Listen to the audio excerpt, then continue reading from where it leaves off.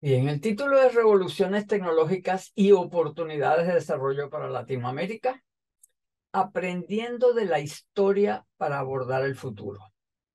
Yo vengo ya trabajando en el estudio de las revoluciones tecnológicas y cómo cambian las oportunidades tanto para países desarrollados como para países en desarrollo que logran dar el salto. Y también estudiando mucho las consecuencias sociales y las necesidades de cambio uh, socioinstitucional que cada una de las revoluciones ha requerido. Las épocas doradas de la historia han ocurrido justamente en la segunda mitad de las revoluciones tecnológicas. Lo que eso nos dice en términos del momento actual es que estamos justamente en el momento en que es posible que esta revolución tecnológica nos permita montar una época dorada en la cual, en mi opinión y según lo que he aprendido de la historia, los países en desarrollo tienen una oportunidad especial y diferentes oportunidades según la región del mundo. La confrontación entre el oeste y China está desarrollándose de una manera que pudiera terminar siendo una especie de guerra fría en la cual el desarrollo de los países del sur global podría ser una parte de lo que ambos bandos quieren que ocurra para tener bases de apoyo en el resto del mundo. Es una hipótesis que yo manejo y que creo que es importante que entendamos que es posible que terminemos estando en la punta receptora de un proceso de auge mundial. Entonces, comencemos entendiendo una cosa elemental. Aunque el progreso tecnológico en el capitalismo parece continuo, en verdad ocurre por sucesivas revoluciones tecnológicas de unos 50, 60 años o más. Cada revolución al inicio trae tiempos difíciles de destrucción creadora, desigualdad y crisis antes de dar el salto a una época dorada que eleva nuevas capas sociales a la prosperidad. Eso es lo que les estaba anunciando. Y cambia las oportunidades y las posiciones relativas de los distintos países. Y ese contexto cambiante del capitalismo mundial significa que no hay una sola fórmula para alcanzar el desarrollo. Las oportunidades son un blanco móvil que cambia de naturaleza en el proceso de difusión de cada oleada tecnológica. El comportamiento de las 4 revoluciones anteriores nos ayuda a entender el contexto actual y a identificar las oportunidades. La conferencia entonces va a constar de 3 partes. Comenzaremos por hablar de los patrones de difusión de las revoluciones tecnológicas, luego de la oportunidad actual para América Latina y finalmente lo más importante, cómo aprovecharla. Han habido 5 revoluciones tecnológicas en 250 años. La primera fue la revolución industrial, con las máquinas con molinos de agua y canales. La segunda, la época del hierro, la máquina de vapor y el ferrocarril. En la época esta, la Internet eran los canales. En esta época la Internet fue el ferrocarril y el correo y el telégrafo. En la tercera, la época del acero y la ingeniería pesada, eléctrica, química, civil y naval. Esa fue la primera globalización. Esa fue la época en la cual el hemisferio sur fue incorporado a la revolución mundial. O sea, un poco como Asia ahora se ha incorporado de manera obvia, como imbricada. El hemisferio sur hizo eso y esa fue la época en que Australia, Nueva Zelanda, Sudáfrica, Argentina, Chile, Uruguay, etcétera, se incorporaron y avanzaron muchísimo más que otros países que estaban en otras localidades. La cuarta fue la época del petróleo, el automóvil, la electrificación y la producción en serie. Esa es la que todavía nos está fastidiando con el problema ambiental, porque fue un uso increíble de combustibles fósiles, de materiales energointensivos, etcétera. Y ahora estamos en la quinta, que es la época de la informática y las telecomunicaciones, donde uno supondría que dada la posibilidad de convertir lo tangible en intangible, porque estamos hablando de todo lo que es la digitalización, y lo hemos visto con la música, con el cine, con todo el escribir y lo que estamos haciendo ahora. Yo no viajé, yo estoy hablando con ustedes como si estuviera allí. Ese cambio todavía no lo hemos hecho totalmente. Estamos a mitad de camino y esa es una de las cosas que les voy a decir. Porque estamos a mitad de camino, podemos precisamente pensar que hacia adelante puede haber una época de oro en la que podríamos quizá participar como continente. Todas las revoluciones tecnológicas tienen un periodo de gestación que ocurre durante la revolución anterior y un periodo de agotamiento donde se crean las condiciones para la revolución siguiente. ¿Cuál sería posiblemente la siguiente revolución? Pienso que la época de la biotecnología, nanotecnología, bioelectrónica y materiales especiales, donde por cierto creo que que la inteligencia artificial puede jugar un papel muy importante porque la biotecnología prácticamente depende de posibilidades creadas por la computación, por supuesto, pero con la inteligencia artificial dan un salto cuántico casi. Y si lo miramos en conjunto, vemos que hay un conjunto distinto de oportunidades abriéndose gradualmente a lo largo del proceso de difusión. Algunas oportunidades ocurren al principio de cada revolución, aprovechando parte de ese periodo de gestación, otras ocurren al final y en el medio, que es donde estamos ahora, las oportunidades son distintas. Son distintas porque estamos en el medio y son distintas porque cada revolución es única, es peculiar, tiene características especiales y uno no puede aplicar ni las mismas políticas ni las mismas instituciones que pudo aplicar, incluso si fue con éxito en periodos anteriores, en revoluciones anteriores. Y la difusión de cada oleada sigue un patrón recurrente en el país centro o en los países centro. ¿Cómo ocurre todo? Miremos el despliegue del potencial, o sea, este es el comienzo de la revolución y aquí es donde se agota.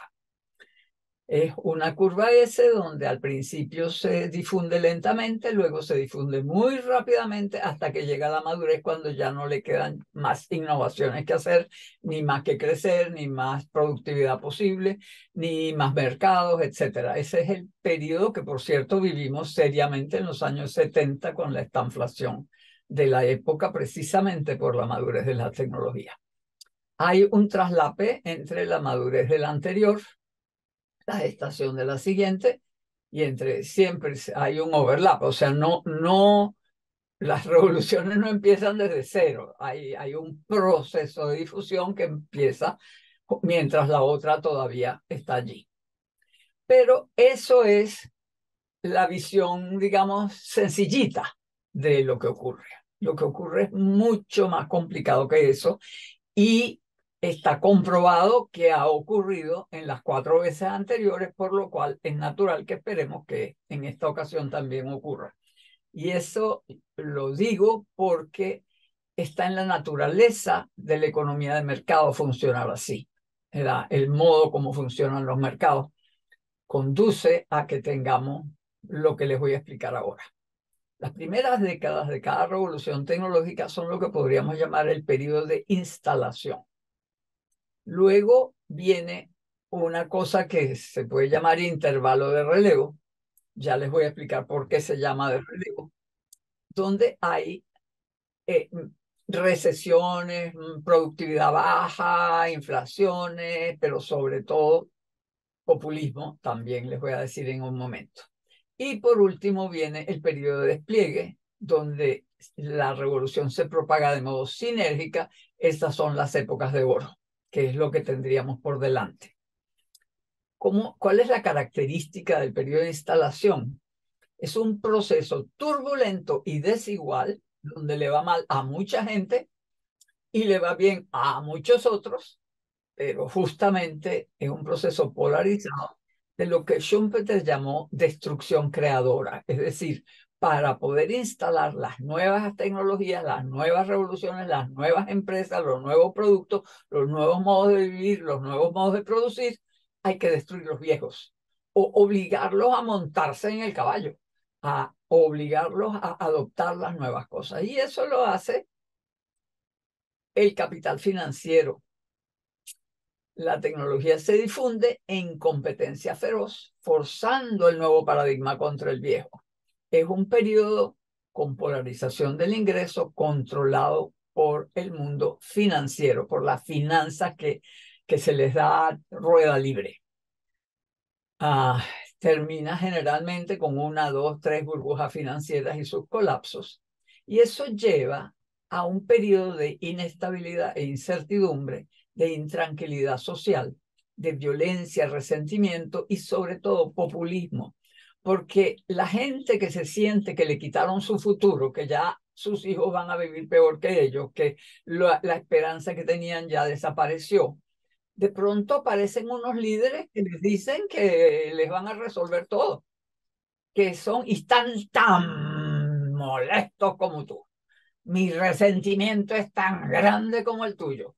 O sea, ese problema social donde hay tanta gente que siente que perdió lo que era, lo que esperaba que iba a ocurrir en sus mejoras. Eso es lo que recogen los populistas y por eso ganan incluso elecciones. O sea, en otras condiciones los populistas tendrían que hacer las cosas por violencia, pero en estas condiciones, incluso el sistema democrático nos trae este tipo de líderes que no pueden resolver los problemas, pero que representan a la gente que está desesperada y resentida. Esto hace que líderes preclaros entiendan que hay que hacer algo e históricamente ha ocurrido que un Franklin Delano Roosevelt, por ejemplo, monta el estado del bienestar en Estados Unidos y de allí en adelante ayuda a multiplicar lo mismo a través de Europa y en otros países. Y cada vez, en cada revolución tecnológica, en cada periodo de esto, han aparecido esos líderes que logran montar un estado proactivo que se moderniza y establece un juego ganar-ganar entre los negocios y la sociedad. Porque eso es lo que es ese periodo. No es que se voltea la tortilla y que entonces ya el capitalismo se acaba, todo lo contrario. Esa es la época de mejor florecimiento porque el capitalismo cumple con una promesa que cumple solo para unos cuantos cada vez, pero cada vez más, que es que lo que ganan o el enriquecimiento de unos cuantos que invierten y hacen lleva al mejoramiento de vida de las mayorías. Entonces, ese juego, esa posibilidad es lo que los líderes preclaros logran montar. Y es lo que ha pasado en el boom victoriano, lo que ha pasado en la Belle Époque, lo que ha pasado en el boom de la posguerra. Es este juego ganar-ganar, donde lo que beneficia a los negocios también beneficia a la sociedad. También construcción creadora, eso lo contrario de antes. Antes, para que avanzara la revolución tecnológica, era necesario destruir o modernizar lo viejo. Ahora, para que avance la revolución tecnológica, cada vez que hay nuevos avances, eso genera oportunidades para otros avanzar. Entonces hay una sinergia general que mejora la situación de todos y abre oportunidades. A medida que se aprovechan unas oportunidades, se abren otras. Eso es un proceso de construcción creadora, donde las tecnologías y los negocios se ayudan mutuamente. Las nuevas tecnologías se propagan a toda la economía en direcciones comunes, compitiendo en un contexto regulador estable.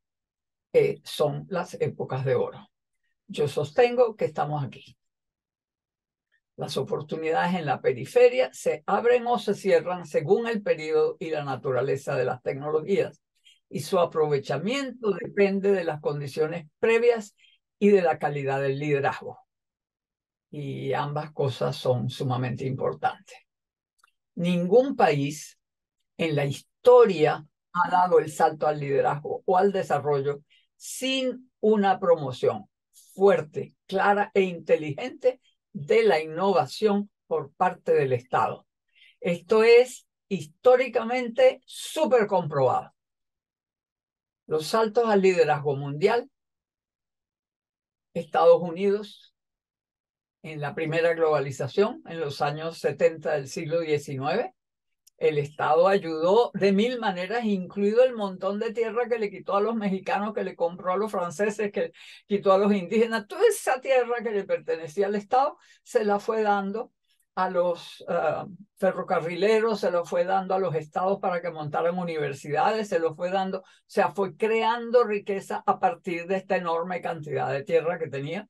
Y protección, 60% de protección en promedio, prácticamente para todo lo que fuera industria, y la guerra civil, que la ganaron justamente antes de poder dar el salto, fue en parte porque el sur quería parar la protección porque ellos vivían del negocio de importar y exportar.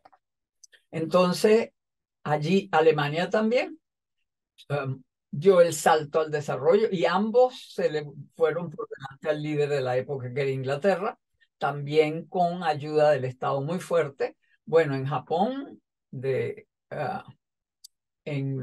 después de la guerra dieron un gran salto, pero ellos habían dado también un salto al desarrollo. Aquí es al liderazgo, llegaron a ser el segundo país, pero en el siglo XIX ellos también dieron un salto, digamos que un catching up, un, un salto al desarrollo sin ser necesariamente al liderazgo. Y China, en la segunda globalización, que es esta, ha dado obviamente un salto al liderazgo, ya está de segundo y amenaza con querer ser el primero. Los saltos al desarrollo, aquí estaba, de Suecia en la primera globalización y Japón. Siempre que hablo de la primera globalización es esa tercera en la que todo el hemisferio sur fue incorporado, canal de Suez, todas esas cosas. En esa época, Suecia y Japón dieron un salto al desarrollo y en esta época Corea, Taiwán, Hong Kong y Singapur de los 50 a 90 aprovecharon la ventana que nosotros en Latinoamérica no aprovechamos de convertirse en exportadores competitivos. Pero ninguno de esos países lo ha hecho sin un sector privado dinámico. Es decir, el Estado fue crucial en todos esos casos. Sin el Estado no lo habrían podido hacer, pero tampoco sin un sector privado dinámico. Si uno tiene un sector privado rentista que lo que quiere es la ganancia fácil y no está dispuesto a innovar, a correr riesgos, a tomar de verdad la delantera, no se llega. Entonces la fórmula ha sido Estado más direccionalidad hacia dónde vamos, un consenso hacia en una dirección donde hay sinergia en lo que se hace. Innovación, educación y mercado en acción concertada público-privada en el espacio global. Fíjense ustedes que incluso China, que es un estado centralmente moldeado, está, o sea, con el nombre de comunista y participando directamente en todas las cosas que ocurren en términos del crecimiento de la economía, tiene un sector privado que funciona como el mercado, compiten afuera también en los mercados de exportación, o sea, ellos tienen el mercado incorporado y en todos los casos que les acabo de decir, por supuesto, son las tres cosas, todas esas cosas, Estado, direccionalidad, innovación, educación y mercado. Las oportunidades vienen y se van, y si no se toman a tiempo, se pierden. Y lo que se gana en una etapa puede servir de base para aprovechar la siguiente. A veces puede servir de obstáculo. Si quieren, discutimos un poco por qué América Latina no pudo aprovechar la oportunidad siguiente. Vamos a ver cuál es la oportunidad actual para América Latina. Pero primero vamos a mirar la anterior. Casi toda Latinoamérica aprovechó la circunstancia favorable para la sustitución de importaciones en los 60-70. Cuando la revolución de la producción en masa en el norte llegaba a la madurez, con límites a la productividad y enfrentaba saturación de mercados. ¿Recuerdan la curva que les mostré que llegaba al techo? En ese techo, la revolución de la producción en masa, la revolución del automóvil, de los electrodomésticos, del plástico, ese mundo del petróleo, llegó a sus límites a la productividad, a límites en los números de productos que nuevos que podían desarrollar y sobre todo saturación de mercados. Ellos nos exportaban a América Latina los productos terminados, pero eso era un mercado relativamente restringido. Pero ese mercado restringido, cuando empezamos a producir cada uno de nosotros en cada uno de los países, creció el mercado porque entonces los obreros que trabajaban en eso, los managers, los gerentes de todas esas empresas y todo lo que se hizo alrededor, porque no fue solamente que ensamblamos los productos importados para la sustitución de importaciones, sino que hubo que construir carreteras, construir puertos, construir toda la red de telecomunicaciones, la red de agua, la red de carreteras, toda la infraestructura, más la banca se desarrolló, el comercio, todas esas cosas. El comercio antes tenía solo la importación para una clase media restringida. Aquí estamos aumentando el tamaño de la clase media. Hubo educación financiada por el Estado, salud financiada por el Estado. O sea, hicimos una cantidad de cosas alrededor de algo que no tenía aprendizaje tecnológico. Estábamos ensamblando y además con contratos que decían usted no le cambia ni una uña. Entonces era un modelo muy peculiar que es importante entenderlo, porque si entendemos por qué tuvimos tanto éxito con ese modelo, entendemos que cualquier modelo bien manejado puede funcionar con tal de que estemos aprovechando una oportunidad real. Y esa fue una oportunidad real. Era un juego ganan entre el mundo en desarrollo y el mundo nuestro. América Latina estuvo en esa época entre las regiones de mayor crecimiento de la productividad, por supuesto, hasta la década perdida en los 80, donde no solamente el costo de haber montado todo eso nos llevó a una deuda, a una crisis de la deuda, cuando los intereses estaban en 18 y 20% en el mundo de la estanflación, sino que además nos obligaron a tumbar todas las barreras, a tumbar todo el esfuerzo. Entonces el Estado dejó de ser, pero la globalización no vino aquí. La globalización se fue a Asia. Entonces, miren ustedes el aumento de productividad en promedio entre el 50 y el 80, el periodo en que nosotros hicimos la sustitución de importaciones. Y fíjense que hubo países que empezaron en los 60, otros en los 70, o sea que este es el promedio. Y el promedio era 4%. Miren, apenas detrás de los tigres de Asia, apenas detrás de Europa Occidental y por encima de todos los demás. Ese fue el comportamiento de América Latina en ese tan vilipendiado modelo, porque no se entiende, porque todo es protección o libre mercado. Ese no es el elemento. Es un modelo mucho más complejo y completo. ¿Dónde estamos ahora? Ay, miren, estamos aquí. Estamos en el fondo con el libre mercado, pero sin saber qué hacer con él. Y claro, China se le fue adelante a todo el mundo. Eso es el resultado de unas políticas que coinciden con la oportunidad y unas políticas que no coinciden con la oportunidad y no la aprovechan. No supimos aprovechar la instalación de la revolución informática y no podemos perder la oportunidad actual. La industrialización por sustitución de importaciones fue permitida por una combinación.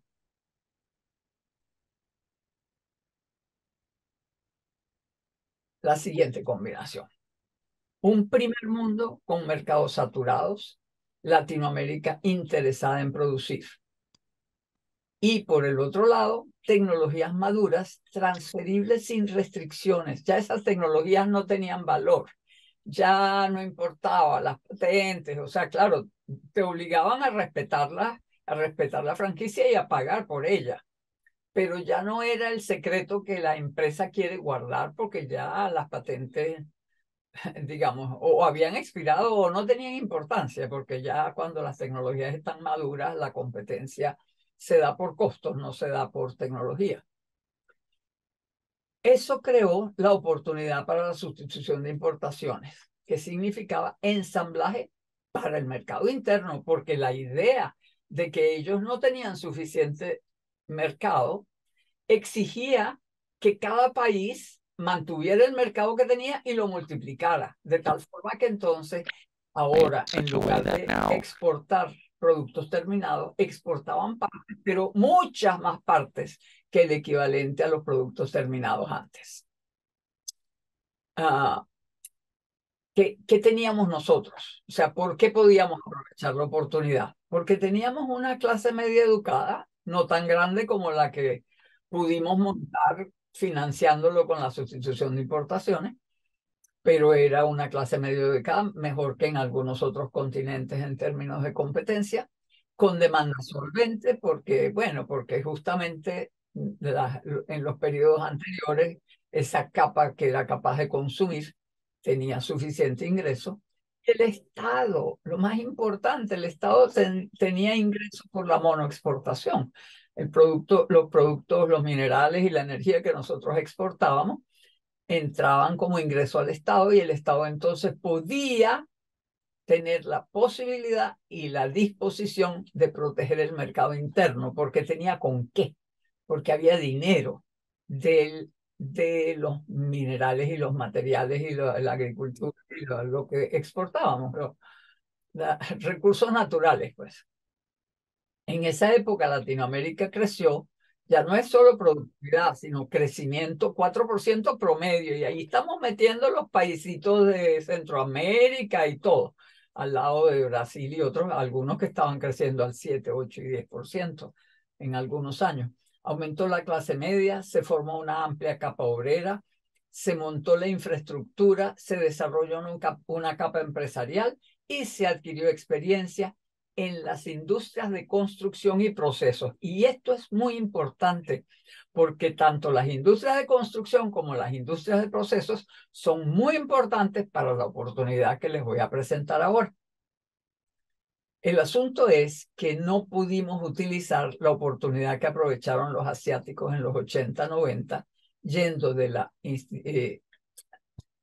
industrialización por sustitución de importaciones protegida a la exportación competitiva.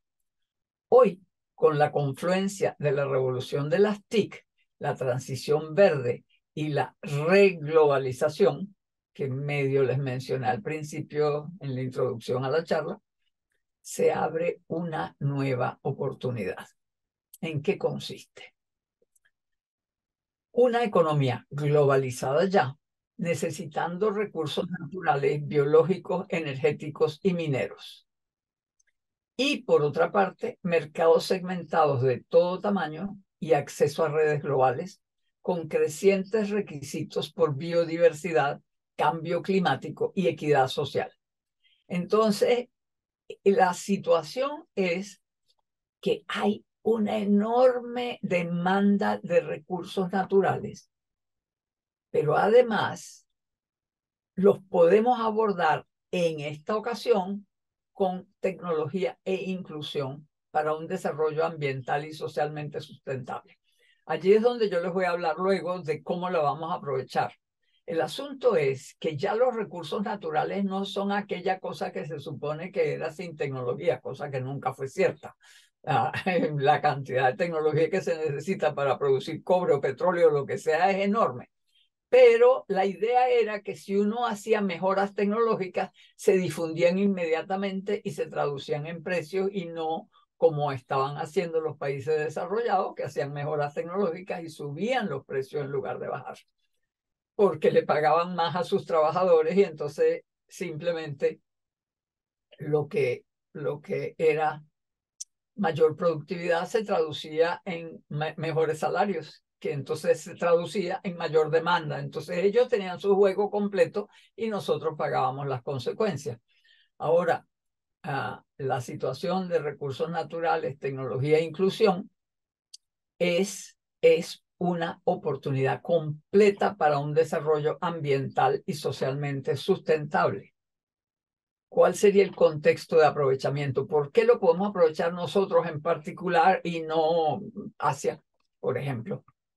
El legado de la ICI en servicios, en industrias de procesos, infraestructura, comercio, banca, contactos internacionales, etcétera, y una red avanzada de telecomunicación, nos da una situación que heredamos de otro modelo, pero tenemos todas esas condiciones con que aprovechar el nuevo. Y por otra parte, también por el otro modelo tenemos personal calificado, una amplia clase media, mucho más amplia que cuando empezamos con la sustitución de importaciones. Tenemos acceso a tecnologías genéricas, porque eso hoy en día está abierto todavía. Las TIC, la inteligencia artificial, la biotecnología, la ciencia de materiales, están ahí para tomarlas. Todavía no se han convertido en monopolios muchas de esas cosas. Hay otros que sí, pero no tenemos por qué pensar que vamos a entrar en eso. Y también tenemos acceso a información y a comercio por Internet. Y esto del comercio por Internet va a tener importancia en una de las cosas que les voy a decir hacia el final. Esto significa que con políticas adecuadas es posible crear una economía rentable, sustentable e innovadora con alta calidad de vida, tanto rural como urbana. Con recursos naturales, me dicen ustedes, con la experiencia que tenemos del extractivismo que no nos sirve para nada, pues sí, con recursos naturales. Las ideas sobre el rol de los recursos naturales en el desarrollo han cambiado históricamente. A fines del siglo XIX y comienzos del XX eran una ventaja. Fue un activo importantísimo para el desarrollo y su financiamiento. Precisamente Estados Unidos, Canadá, Australia, Nueva Zelanda, Argentina, Chile, países escandinavos, esos fueron los que dieron el salto en la primera globalización gracias a sus recursos naturales. La posguerra se convirtieron en desventaja. En los 40-50 la ventaja pasa a la industria manufacturera porque tenían energía y materiales baratos, porque los mantuvieron baratos. Las tijeras de precios ocurrieron, los Prebisch y Singer denunciaron que mientras más producíamos materias primas, más baratas se ponían y más caros se ponían los productos. En los 70, la enfermedad holandesa, lo que le pasó a Holanda cuando empezó a producir gas, que se le fortaleció la moneda y entonces los industriales no podían exportar. Y en los 80-90, lo de la maldición de los recursos naturales, Sachs Warner y Autry, que sostenía prácticamente que es pura corrupción, que es imposible parar la corrupción, con otras cuantas cosas ahí que tienen que ver. Pero ya después de eso, desde los 2000, desde que comenzó la globalización en serio, los recursos naturales se han convertido de nuevo en ventaja. Y no solo la globalización, la transición verde. Prácticamente todo lo que se está haciendo en energías renovables y en automóviles eléctricos y toda esa cosa, eso es recursos naturales en cantidades enormes.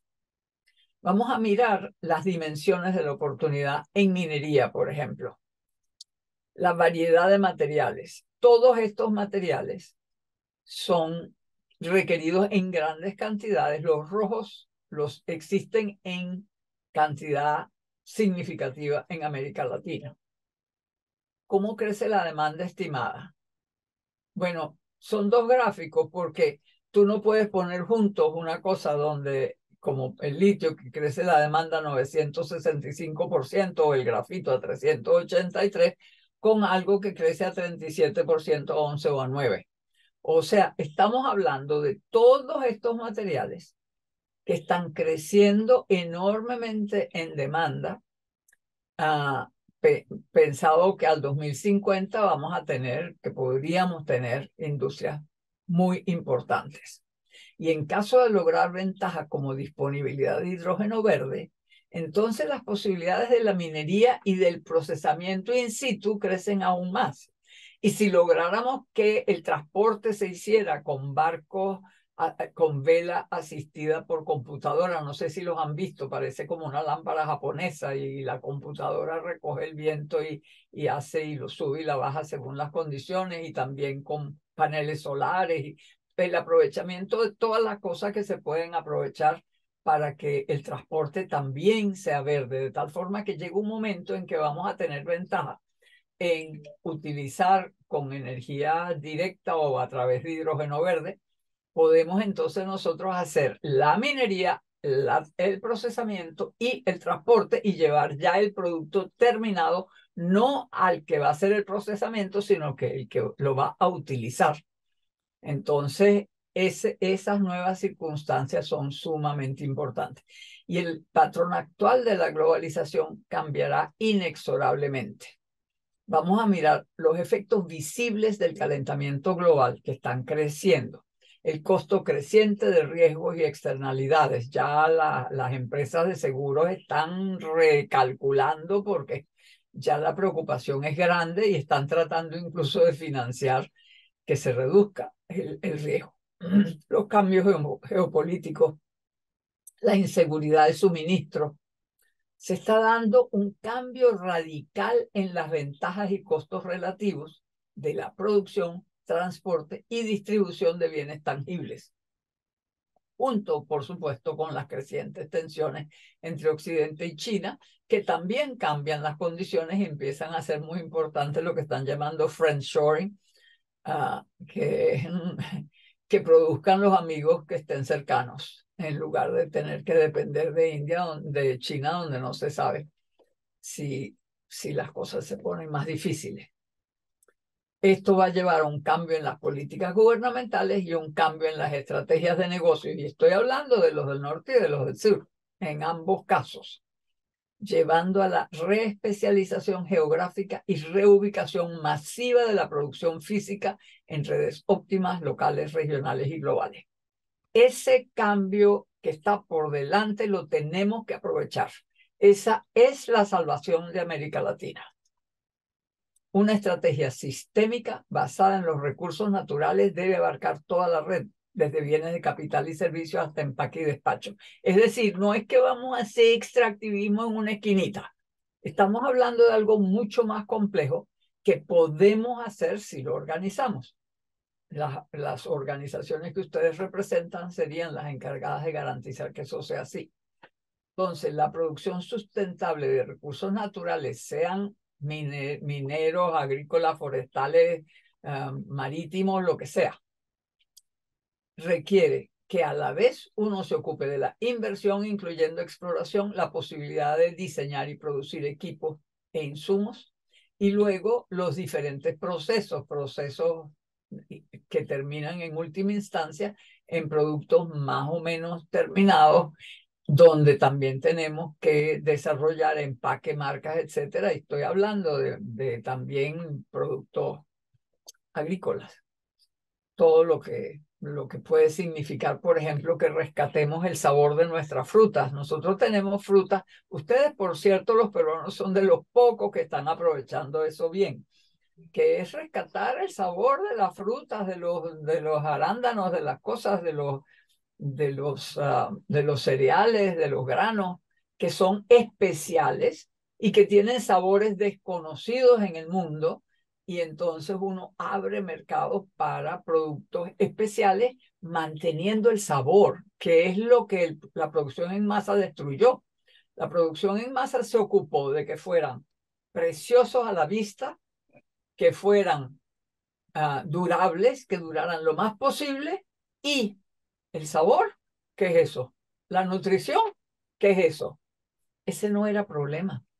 Fue aquellas maravillas de manzanas, aquellas maravillas, incluso los bananos en última instancia. Yo me muero aquí que no me saben a nada, o mejor dicho, saben como a remedio, y uno sueña con los sabores. Hay que lograr la ciencia necesaria para que esos sabores sean durables. Y eso depende de qué es lo que uno busca cuando está haciendo investigación científica en esas cosas. Y por supuesto, ocuparse del transporte, mercadeo y distribución, o sea, no quedarse hasta que vengan a buscarlo, sino todo ese conjunto es un proceso de desarrollo alrededor de un recurso que tenemos y que es requerido. Y por supuesto, eso tiene que ser apoyado por una infraestructura técnica donde equipamiento, insumos, servicios y demás ingeniería, todo esto interconectado y interrelacionado con el conjunto completo, un sistema de innovación completo con interacciones de todos los integrantes de la red, un sistema de aprendizaje e innovación público-privado, porque tenemos que poder aprender a trabajar juntos, el sector público y el sector privado. Todos los procesos exitosos de desarrollo han sido una cooperación entre ambos, pero hay que convencer al sector privado que deje de ser rentista, que descubra la maravilla que es enriquecerse enriqueciendo al país. Esa diferencia tenemos que lograrla. No es fácil, pero los hijos sí pueden ser así. Los hijos uh, de los empresarios de antes. Se puede lograr un cambio radical. Aprovechar la hipersegmentación de todos los mercados. La manera como se distribuye el mercado ahora, el mercado mundial. Tenemos la esquina tradicional, donde había la competencia en precios y un alto volumen con un estrecho margen de ganancia y con calidad básica. O sea, esta era la esquina típica donde nosotros estábamos en relación a los recursos naturales, lo que estábamos exportando. Ahora el mercado se está moviendo cada vez más hacia custom y cada vez más hacia nichos de especialidad muy numerosos. ¿Qué significa hacer eso? Llegar a tener alta rentabilidad en pequeñas cantidades, muchas veces, calidades especiales y tecnología. ¿Y qué significa esta otra esquina? Es competencia en adaptabilidad. Y esto está ocurriendo por igual en insumos, manufacturas y servicios, y en cada una de las actividades en la cadena de valor. Porque ustedes saben, ahora las cadenas muchas veces están separadas, incluso separadas de un país a otro. En muchos casos hay productos que se ensamblan en China, pero el diseño se hizo en Estados Unidos, en Japón o en Corea, y los diferentes componentes que se van a ensamblar al final se producen en varios paísitos asiáticos cercanos a China o en algunas de las provincias chinas mismas. Entonces, puede ser que haya productores individuales, pero el manejo de esa cadena puede ser parte del proceso que se monta cuando se diseñan las estrategias y cuando se diseñan las políticas. Les voy a dar unos cuantos ejemplos de posicionamiento. Me gustaría que ustedes mismos pensaran en las condiciones de Perú y cuáles son los productos que ustedes tienen en cada una de estas esquinas. Minerales diversos, carne, soya, salmón, harina de pescado, televisores, discos duros, call centers, turismo de playa. Ojo, estos dos son servicios. Normalmente la gente no hablaba de los servicios como si fueran productos de turismo especial. Esos son turismos básicos. Pero si vamos aquí, nos encontramos con que entre los especiales, los alimentos orgánicos, el aceite de palta que ustedes exportan, el café especial que también exportan, las alpacas muy finas, los biomateriales, madera certificada, aleaciones para usos específicos, bombas de agua para minería y turismo de aventura. O sea que servicios también puede ser especial. Y todos estos son de alta ganancia. Luego, ¿qué son productos adaptados? Bueno, por ejemplo, el software de visualización remota, la interpretación de datos a distancia, los servicios personales y el turismo de salud. En la India hacen operaciones de cadera, aviones llenos de ingleses llegan allá a hacerse las operaciones, les hacen luego los ejercicios y por último los llevan a hacer turismo cuando ya pueden caminar, porque, bueno, el servicio de salud en Inglaterra hace que la gente espere mucho para las operaciones y el sector privado es muy caro.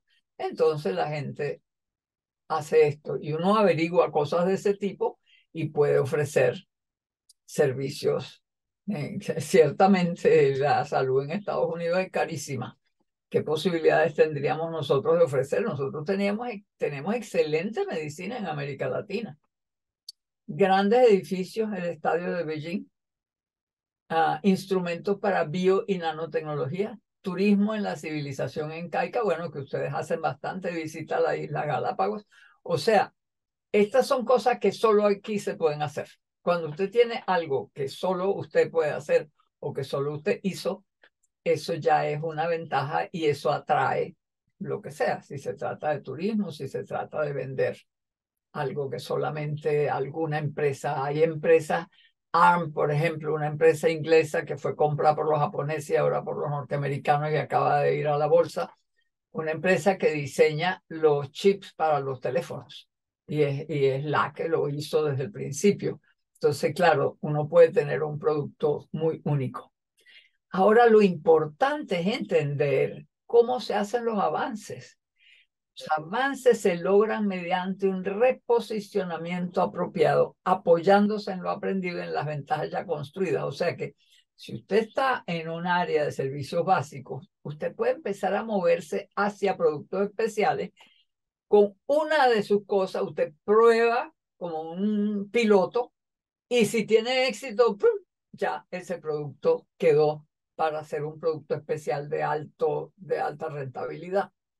Y no pretender que uno va a abandonar lo que está haciendo y se va a hacer porque hay conocimiento adquirido, conocimiento acumulado en cosas más o menos estándar que sirve combinado con nuevas tecnologías para saltar a cosas más importantes.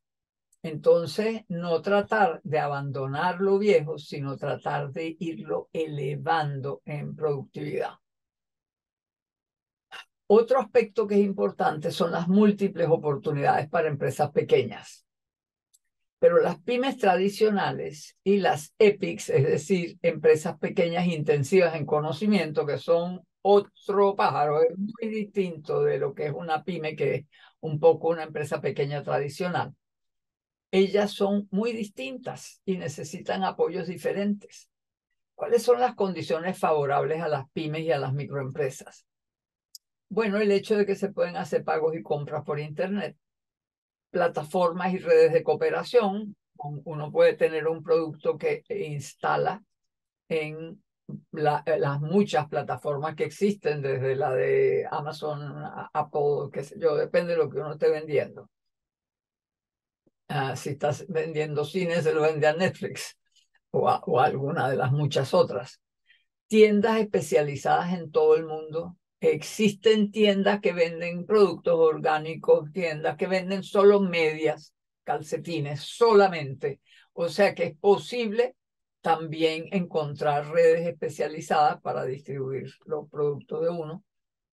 Demanda de nichos, aun si están dispersos, o sea, uno puede estar vendiendo a muchos países y dentro del mismo país a mucha gente, y es posible ahora gracias a Internet. Ahora se puede hacer transporte de pequeñas cantidades a costo razonable cuando son regulares. Existen condiciones que antes era prácticamente prohibitivo y se debería lograr crear redes que reúnan una cantidad de productores y entonces negocien con las empresas de transporte y de comercialización. Demanda creciente de servicios personales locales, salud, entrenamiento, etcétera. Hay una cantidad de cosas que ocurren en el espacio local que permiten la multiplicación de empresas pequeñas. Eso exige que se hagan leyes inteligentes, apoyo técnico y financiero para crear una multitud de pymes rentables y empleadoras en todo el territorio. También, del otro lado, hay condiciones favorables a las empresas pequeñas intensivas en conocimiento, que son importantísimas, cada vez más importantes. En la sociedad del conocimiento, el capital humano crea valor y las EPIC son la infraestructura técnica del país. uno tiene que tener muchas empresas especializadas porque se necesitan muchas ayudas que las empresas normales no tienen por qué tener, porque sería muy costoso. Tanto las empresas grandes como las pymes requieren servicios especializados de software, de biotecnología, pruebas de laboratorio, etcétera. Hay una cantidad de servicios que las empresas requieren. Los inversionistas extranjeros prefieren ir a donde haya servicios especializados locales porque si no les resultan muy caros. Además, hay gran facilidad de exportación de servicios high-tech de capital y de consumo. O sea, también es posible que uno, dependiendo de cuáles son los productos, los pueda exportar gracias a todas las facilidades que hay. Se requieren formas imaginativas de darles apoyo financiero adecuado, porque las EPICs tienen ingresos irregulares y cuando yo digo irregulares son muy irregulares. Además, mucho capital humano y poco capital físico. Entonces los bancos les piden que den en garantía la maquinaria, el edificio, qué sé yo, pero si usted lo único que tiene garantía es su cerebro, ¿cómo se lo entrega? Entonces hay que buscar, ahí hay que innovar de alguna manera, trabajando con las empresas en cuestión, porque tenemos empresas como esas, bastantes, en todos nuestros países, pero están pasando mucho trabajo, se lo garantizo. La cooperación de las EPICs con las grandes empresas exportadoras resulta en beneficio mutuo y catapulta a las pequeñas al mundo. Pensemos en las grandes empresas extractoras y o procesadoras de recursos naturales, bien sea extranjeras o nacionales. Bueno, ellas actúan con sus mercados de exportación actuales. Imaginemos que tenemos clústeres locales de empresas y o instituciones de investigación, producción y servicio de alta tecnología, apoyados por el Sistema de Innovación Nacional.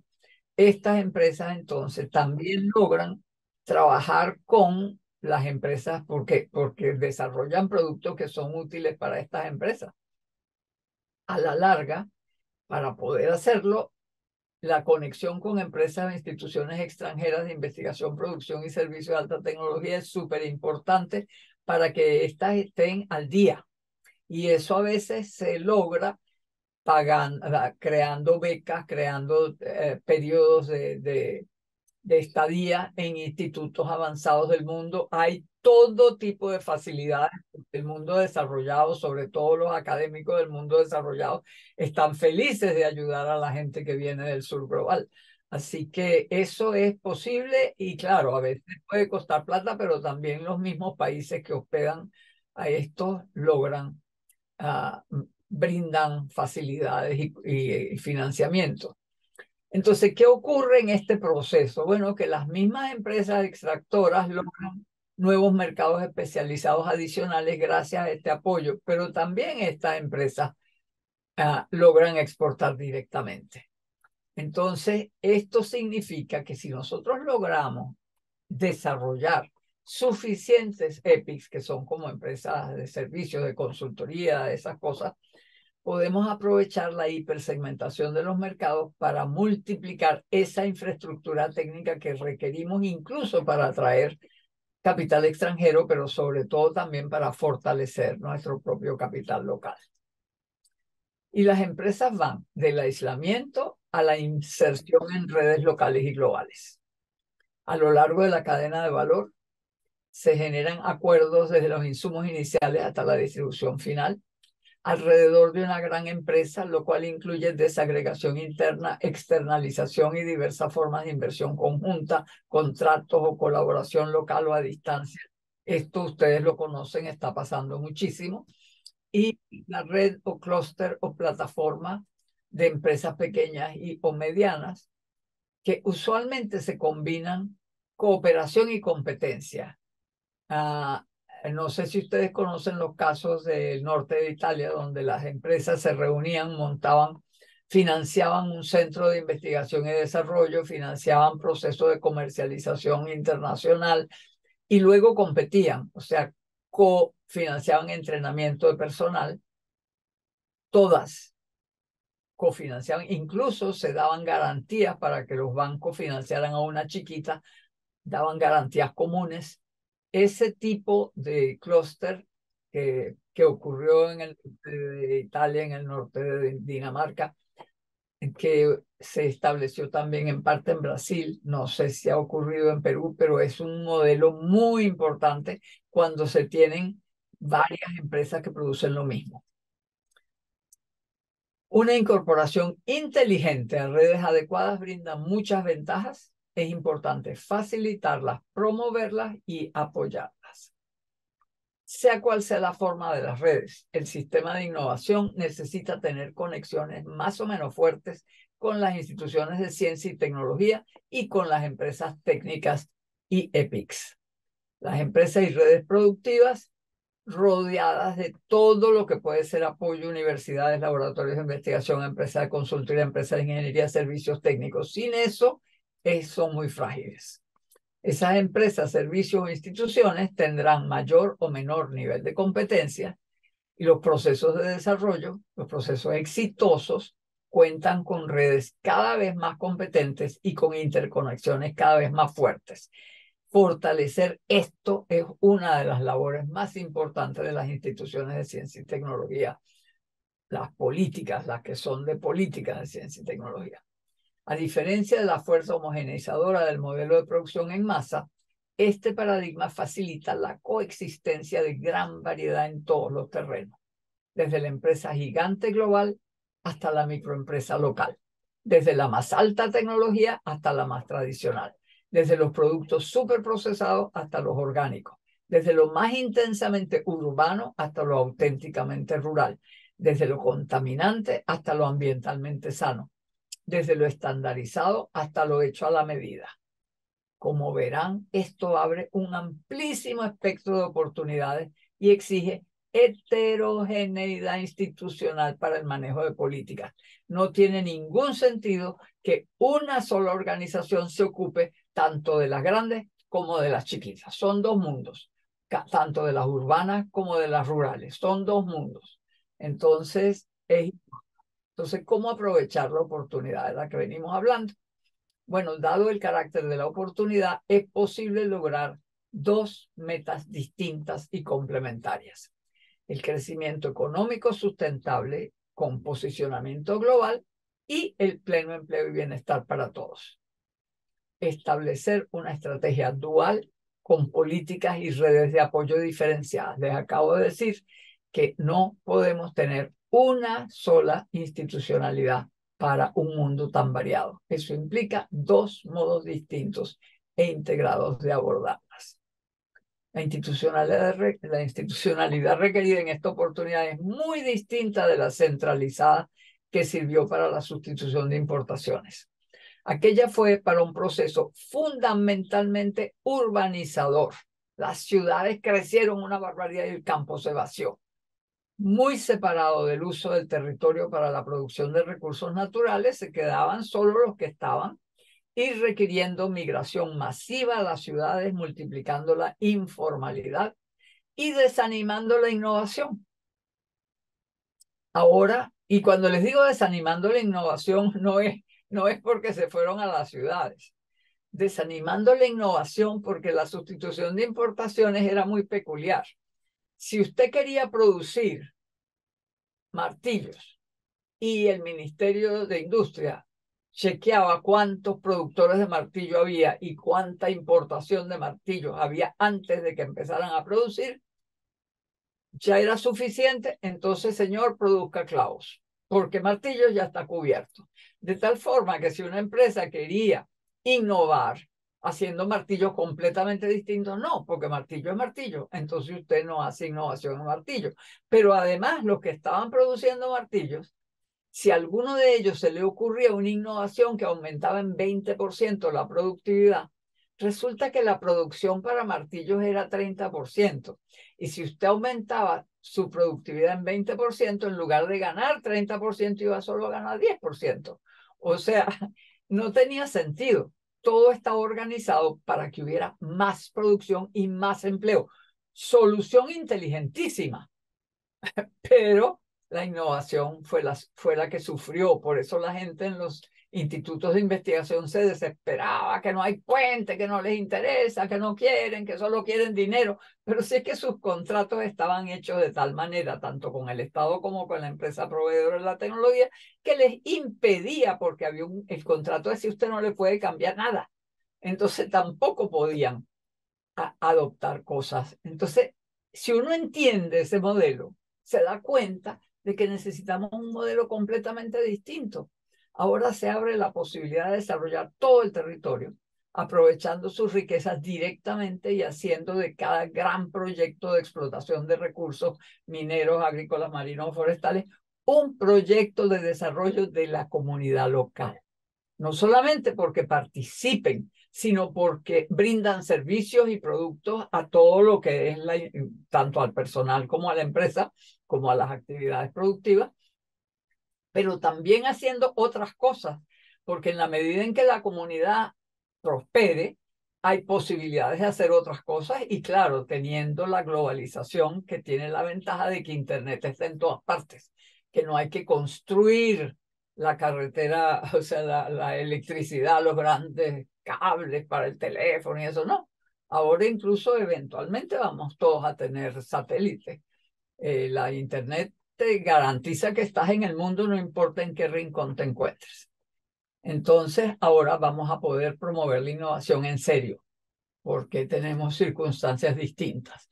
Habrá que aprender a facilitar consensos y superar conflictos, porque hoy en día, como ustedes bien saben, cada nuevo proyecto minero es una protesta terrible y tienen razón. O sea, porque no se les ha tomado en cuenta, porque no se ha creado un proyecto de desarrollo en el que se beneficien todos, protegiendo el agua, protegiendo tradiciones, haciendo e incorporando al personal, entrenándolo, educando a la gente que quiera participar y manteniendo con respeto lo que es. Es decir, ese mundo que estamos viviendo es un mundo heredado de antes, que creíamos que llegaba la empresa y hacía lo que tenía que hacer y la gente, bueno, que se las arregle. Si se beneficia, muy bueno, y si no se beneficia, eso no es problema mío. Y los gobiernos locales no son gobiernos capaces de hacer estrategia de desarrollo. Eso lo tenemos que lograr. Hay que empezar a llevar gente competente a trabajar en los municipios para que sea posible montar proyectos de desarrollo, montar desarrollos de consenso. Habrá que aprender a facilitar consensos, superar conflictos, diseñar conjuntamente proyectos de desarrollo local, apoyando su puesta en práctica. Y también hay que aprender a negociar con los grandes inversionistas nacionales o extranjeros. A veces nosotros ni siquiera sabemos qué es lo que les interesa, qué les importa, qué no les importa. Y a veces hacemos pésimos negocios porque no entendemos sus intereses y los nuestros. Y hoy en día además tenemos la ventaja de que podemos tener los chinos y los occidentales ambos interesados y entonces podemos negociar con esa confrontación. ¿Qué sería lo que tendríamos que montar?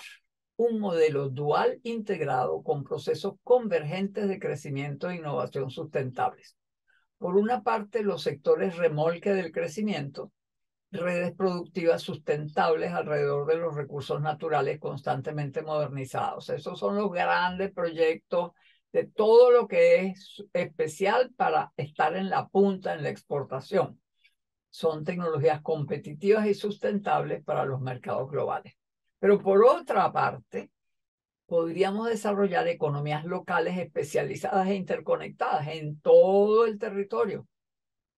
Desarrollo diferenciado de cada porción del territorio basado en la vocación productiva local identificada o promovida para el mercado interno o para la exportación y apoyado en acceso pleno a Internet. Y esto lo tenemos que garantizar, que Internet llegue a todas partes y además a un costo razonable y en algunos casos hasta gratis. Hay que buscar la manera porque Internet es la incorporación a la globalización. Internet es el modo de vivir en este mundo como ciudadano de este mundo. El que no tiene Internet está fuera de este mundo, está aislado, está excluido. ¿Cuál es el objetivo de estos sectores? Esos son los que generan el crecimiento, la parte grande, la generación de divisas, el aumento de la productividad. Esos son los encargados de estar en la punta de arriba. ¿Qué ocurre aquí? Bueno, el objetivo aquí es elevar la calidad de vida de todos los habitantes urbanos y rurales, porque también en las ciudades lo que ya no se puede evitar, porque las ciudades están llenas de gente que no se van a ir al campo, entonces hay que buscar la manera de desarrollar. Hay, por cierto, un ejemplo que no les pude poner en los ejercicios que vamos a hacer en el seminario, que yo les puse varios ejemplos posibles. Hay una cosa que se ha hecho en las favelas brasileras para convertir esos espacios en espacios vivibles, mejorarle su calidad y tener condiciones de productividad, que por cierto se desarrolló en Venezuela antes de Chávez y Chávez lo destruyó, porque eso no era problema de él. Y además porque lo estaba dirigiendo una persona que era de la alta burguesía, entonces no confió que fuera una persona honrada, dedicada a eso por amor. Así es la vida. ¿Qué habría en el medio de estas dos cosas y creando, garantizando que esto ocurra? Un Estado promotor, activo, financiador y facilitador de consensos y de iniciativas locales, que brindaría, por una parte, capital humano, fondos, infraestructura física y técnica, y lograría desarrollar políticas diferenciadas, claramente diferenciadas. No se puede tener un mismo Ministerio de Industria que maneje este tipo de sectores y se ocupe de estas economías porque las va a descuidar. Hay que tener instituciones que estén dedicadas a lo que tienen que hacer y no a objetivos contradictorios. ¿Cuáles serían las ventajas del modelo dual? Aprovechamiento pleno de los recursos naturales en todo el territorio, mejora del nivel de vida rural, reducción del flujo a las ciudades y del hacinamiento, reducción de la economía informal, rescate de valores culturales y comunitarios locales, estímulo al emprendimiento, posible atractivo para el trabajo a distancia, porque en la medida en que, por ejemplo, un proyecto minero muy próspero termina creando un espacio donde a lo mejor la persona era de allí, donde puede mudarse para allá y gente muy competente puede trabajar desde lejos, desde la ciudad para la compañía minera, por ejemplo, o mudarse a la zona, a esa zona de nuevo bienestar, donde a lo mejor no hay ninguna compañía minera, porque tampoco tiene que ser solo alrededor de grandes proyectos. Cada espacio territorial se puede convertir en una unidad productora de algo que se hacía allí, una mermelada maravillosa, famosa, un queso. Les voy a dar un ejemplo de un queso delicioso que se convirtió en un producto de exportación de un pueblo que lo producía de baja calidad o de baja sanidad por falta de conocimiento. Ya lo veremos en el seminario.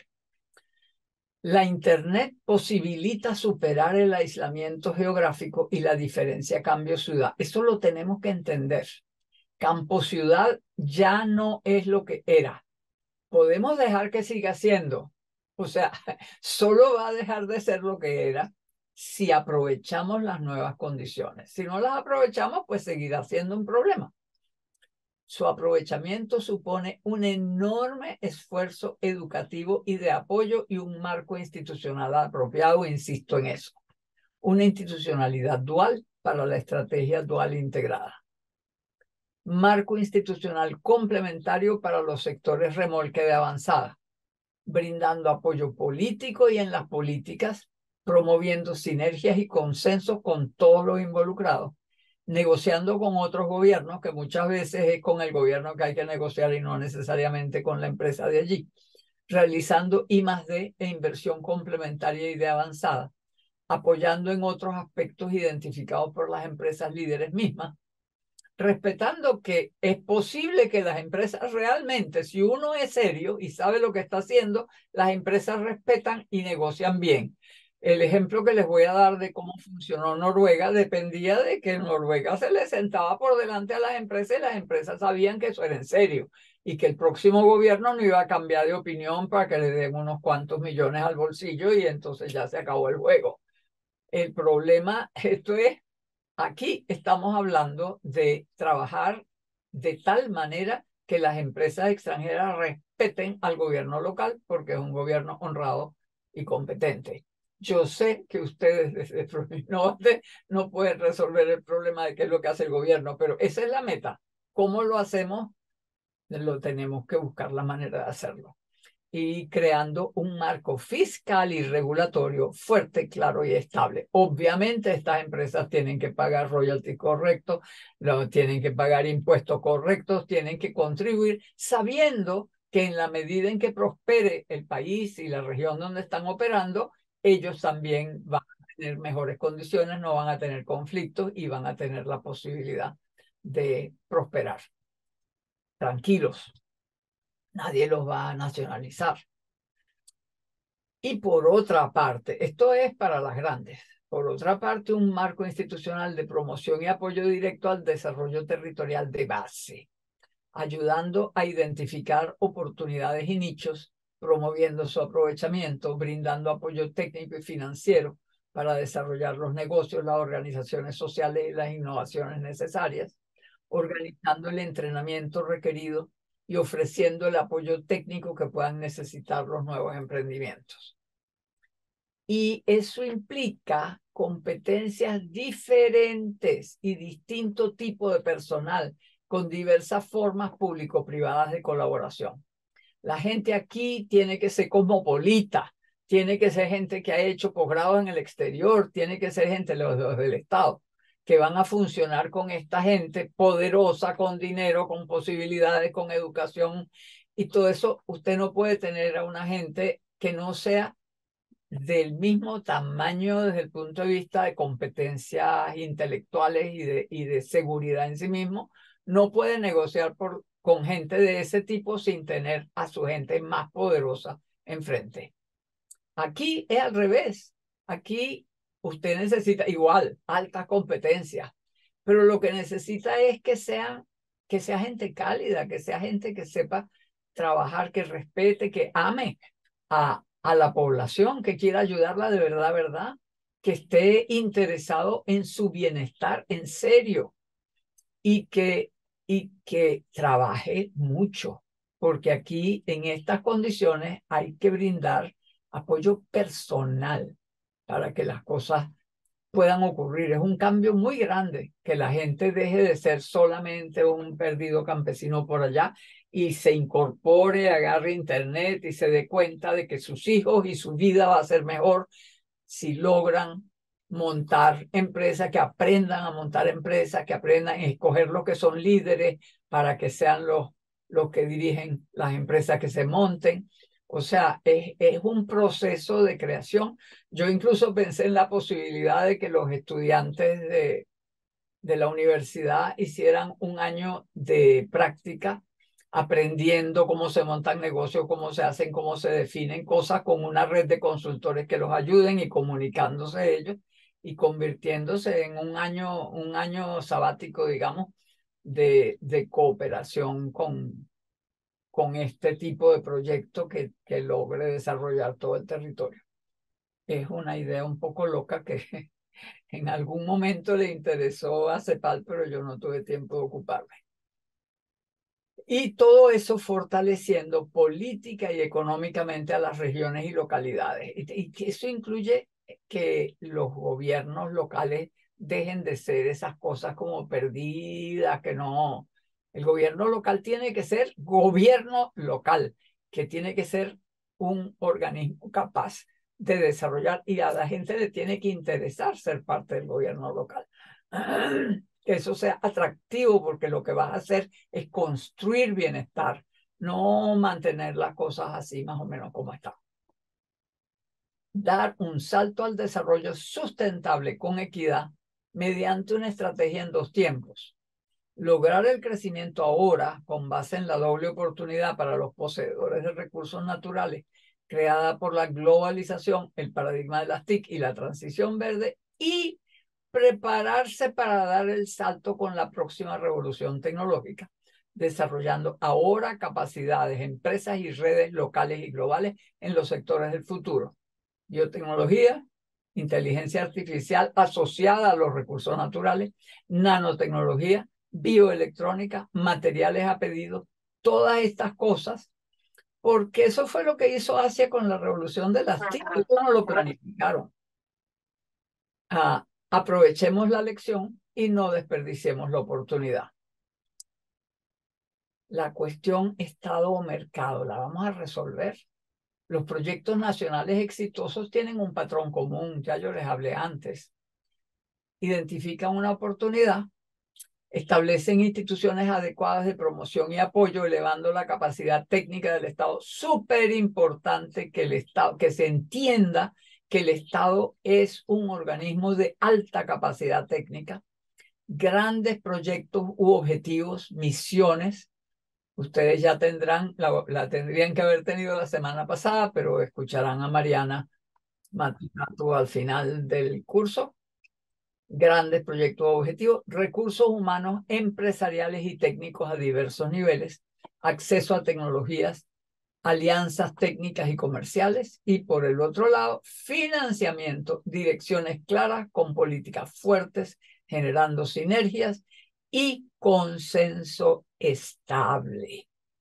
Si uno no logra que el mundo de los negocios esté de acuerdo con lo que se va a emprender, se les explique, se les anime para que entiendan que el Estado está de su parte, pero también ellos tienen que estar de parte de la población, del país, generar un consenso estable, nada fácil, menos ahora que llevamos tanto tiempo mal y con tanto extremo, en extremo derecha y extrema izquierda y no hay nada en el centro. Tenemos el centro vacío, hay que poblar el centro políticamente para poder armar esos consensos.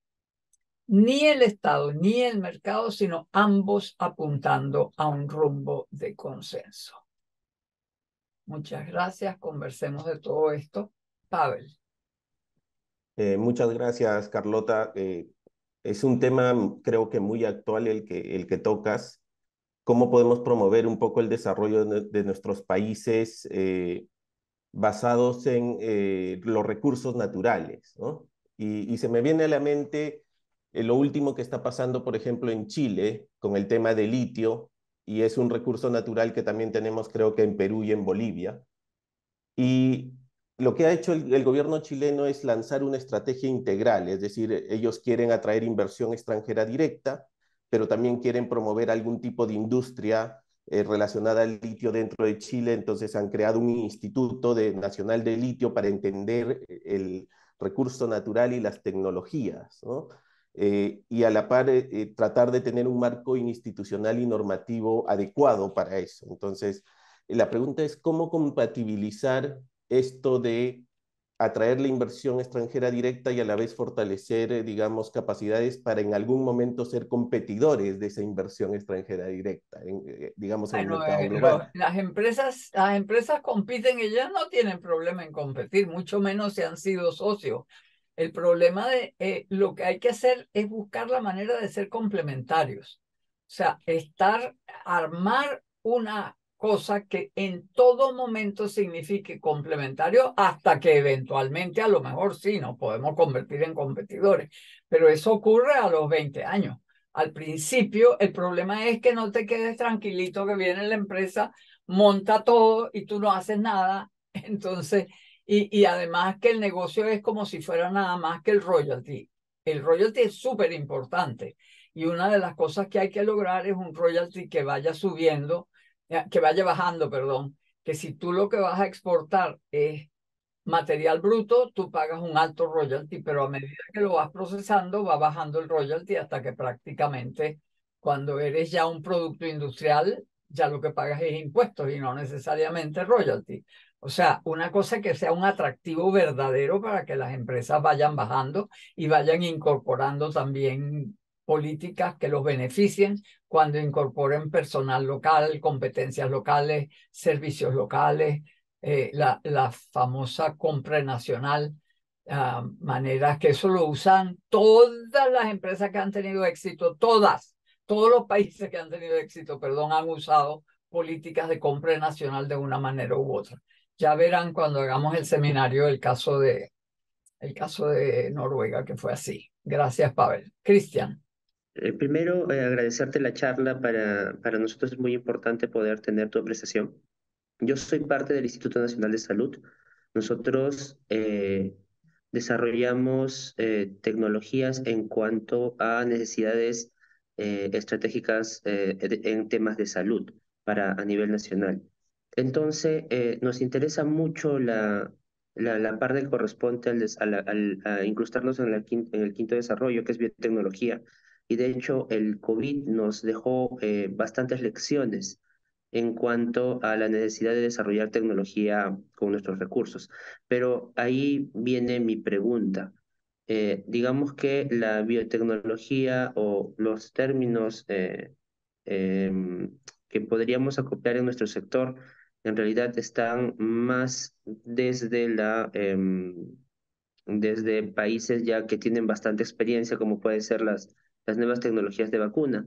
¿Cómo nos deja o cómo podríamos aplicar una estrategia nacional en el desarrollo de tecnología relacionada a salud basado desde un enfoque propio, si la mayoría de parte del core tecnológico en salud más está en el exterior, ¿no? No está en un campo latinoamericano? Sí tenemos conocimientos tradicionales, sí tenemos recursos propios, tenemos temas de nutracéuticos, tenemos alimentos de la región que podrían usarse en el desarrollo de tecnología propia, pero la tecnología más dura, por así decirlo, está fuera de nosotros. Entonces, ¿cómo podríamos aplicar una estrategia de fortalecimiento un poco más focalizado en el tema de salud, ¿no? Esa era mi duda. Tú estás hablando del tema de salud, podrías estar hablando de cualquier tema. Todos los temas son idénticos a lo que tú estás diciendo. El problema es cómo hace uno, sabiendo que la condición de país subdesarrollado, por definición, dice que uno está atrasado en todas las tecnologías, en todos los terrenos. Puede ser que tenga un poquito más en cosas que ha hecho más tiempo, sobre todo. En general, nosotros somos más competentes en las cosas en las que fuimos monoexportadores, porque a pesar de todo, pues la gente a juro aprende. O cosas como las redes de la cerveza, no sé por qué, todos sabemos hacer cerveza, porque todo el mundo bebe cerveza, no sé, y somos muy buenos en ese tipo de cosas. En algunas cosas de agroindustria tenemos innovaciones importantes, pero mientras más nos vamos acercando a las altas tecnologías, como en el caso de salud, donde hay muchas cosas, pues obviamente tenemos que hacer varias cosas. Tenemos que mandar gente al exterior a estudiar, que traer gente del exterior con competencias, que organizar proyectos que no sean desperdigados, armar, resolver un problema en X cantidad de tiempo, tipo misiones. Ya Mariana les explicará cómo hacerlo y resolver otro problema. Y por supuesto que el problema de las patentes es un problema. Allí en Argentina tienen una experiencia de reunirse varios para crear un proceso que permite patentar cosas biotecnológicas fundamentalmente para la agricultura, claro, porque esa es una de las cosas más importantes en Argentina. Entonces, hay esfuerzos y hay que aprender qué están haciendo los demás. Eso de que Pavel pregunte lo que está haciendo en Chile es muy importante. Los latinoamericanos tenemos que, cada vez que tengamos algo bueno, vamos a repartirlo. Deberíamos tener un sistema que permitiera que que si uno tiene una pregunta sobre cómo enfrentar algo como la que tú me acabas de hacer, que uno pudiera ir a una web, una especie de Facebook de los latinoamericanos que trabajan en innovación, para ver quién tiene ejemplos tanto de Latinoamérica o de donde sea que puedan ser transmitidos, porque nosotros a veces no aprendemos. Yo en el seminario que vamos a hacer dentro de un rato, yo les voy a compartir unos ejemplos de las cosas que yo hice en mi país en los años 80 cuando fui directora de Desarrollo Tecnológico en el Ministerio de Industria, uh, que es increíble. Eso nadie lo sabe. Uno lo hace, tiene éxito, funciona y se muere porque llega un gobierno que lo despacha y se acabó, murió. Y eso pasa en todos los países, porque cada vez que cambia el gobierno, yo he definido el subdesarrollo como como la incapacidad de acumulación institucional. Cada vez que cambian el director de algo, mata todo lo que estaba haciendo y propone hacer lo que él soñó anoche. Cada uno entra a empezar desde cero y el personal que está ahí queda frustrado porque estaban haciendo una cosa buenísima y resulta que no, que se acabó. Bueno, eso tenemos que acabarlo. De alguna manera hay que aprender a acumular capacidades, a aprender de otros, a buscar conocimientos afuera, pero sobre todo a compartir toda América Latina. Nosotros nos parecemos mucho en nuestras capacidades, en nuestras, claro, hay unos mucho más, los brasileños están en muchas cosas en la punta, pero también en otras no. Y hay otras en las que otros países pueden estarlo y compartir esas cosas es súper importante. Yo pienso a través de la IPP tratar de montar eso, una especie de Facebook en español donde se comuniquen todos los latinoamericanos que trabajan en innovación y eso para comunicar experiencias y para poder incluso hacer citas con gente que ha trabajado, qué fue lo que hiciste bien, qué fue lo que hiciste mal, por qué fracasó tal cosa, por qué tuviste éxito, qué pasó, cómo terminó, qué, etcétera. Luis Carlos. Muchas gracias, Carlota. Gracias por la presentación y felicidades. Muy interesante y muy importante. Hay un slide que presentaste sobre el aumento de la productividad en Latinoamérica durante los 50 hasta los 80 y cómo éramos tercero en comparación a otras regiones. Y luego a partir de los 80 para adelante estamos en último lugar. Y es No, increíble pero a cómo... partir de los 2000 cuando Sí, bueno, pero tienes razón, empezamos a declinar desde los 90 ya. y es Desde increíble cómo no hemos podido aprovechar estas olas o revoluciones industriales y importante tomar esto en cuenta para las próximas políticas, ¿no? En base a eso yo tenía una pregunta, en realidad son dos, una sobre la cooperación que tiene que haber entre las EPICs y las grandes empresas para que consecuentemente se formen como clústeres o en algunos casos hasta ecosistemas de innovación. ¿Cómo ves la utilización de modelos de innovación abierta y cómo crees que desde el gobierno se puede fomentar estos mecanismos? Y como que alineado a eso, ¿cómo ves la posición de las universidades, que también creería yo que son importantes en cuanto a la generación de conocimiento y cómo pueden interactuar con el resto de actores? Yo creo que mi respuesta a las dos preguntas es muy similar. El hecho de que nosotros viviéramos en el mundo de la sustitución de importaciones sin entender que era un modelo anti-innovación nos hizo mucho daño, porque el primer problema es que teníamos la idea de que la dependencia tecnológica era una especie de situación eterna y todavía creemos que tenemos eso que se llamaba dependencia tecnológica. Dependencia tecnológica hay que entenderla de dos maneras. Uno es que es cierto que el norte y los países desarrollados dominan las tecnologías y nosotros no. O sea que nosotros estamos atrasados, por lo tanto somos dependientes, porque si queremos algo más complejo tenemos que comprarlo, tenemos que negociarlo, tenemos que importarlo, tenemos que traerlos a ellos para que nos lo den. Esa es una forma de ver la dependencia. Es como si dijéramos el atraso tecnológico. La otra forma de ver la dependencia tecnológica no la entendemos bien. Y es que nosotros montamos un modelo que estaba basado abiertamente en la dependencia tecnológica. Es decir, los contratos decían, le damos acceso a la tecnología de ensamblaje, le damos acceso a la marca, usted puede usar la marca, el diseño de los productos, los manuales, le damos asistencia técnica, etcétera. Y usted tiene las siguientes obligaciones. Número uno, no puede exportar ni un solo nada.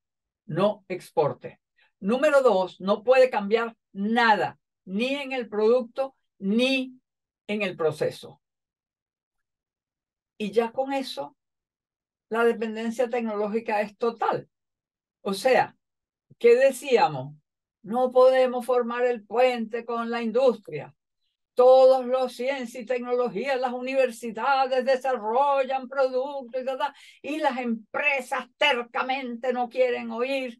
No, no era terca, es que no podían. Es más, lo que les expliqué de que no era rentable hacer innovación porque era más rentable producir otra cosa más o menos malita, a 40% de capacidad del equipo, con protección de 60, 80%, cualquier cantidad.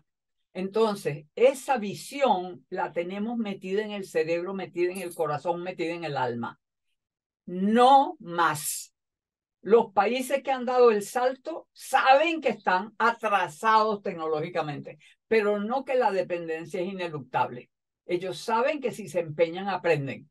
Cuando el Banco Mundial le negaba y el IMF le negaba dinero a Corea, que dijo nosotros vamos a hacer